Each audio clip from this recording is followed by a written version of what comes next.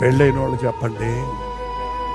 మూడో వాళ్ళు వచ్చి ఎవరైనా మీ ఆయన సంగతి మీకు తెలుసా అంటే మీరేమంటారు? మా ఆయన సంగతి నాకు తెలియకపోతే నీకేం తెలుసు, నోరు మూసుకొని పొమ్మంటారా? మా భార్య సంగతి నాకు తెలియకపోతే నీకేం తెలుసు, పొర అంటారా? లేకపోతే ఏమైంది అనుకున్నా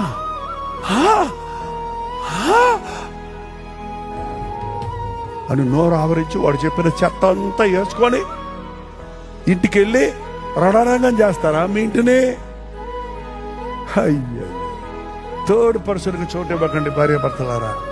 మీ అమ్మైనా సరే, వాళ్ళ అమ్మైనా సరే, వాళ్ళ నాయనైనా, మీ నాయనైనా, మాలాంటి పాస్టర్లైనా, don't intervene. Husband and wife మీ ఇద్దరు ఏక శరీరం. ఈ చెయ్యికి తెలియకుండా ఈ చెయ్యి ఏమన్నా చేయగలదా? ఈ కన్నుకు తెలియకుండా ఈ కన్ను ఏమన్నా చూడగలదా? ట్రై చేయండి. ఈ కన్ను ఇటు, ఈ కన్ను ఇటు చూసేటట్టు.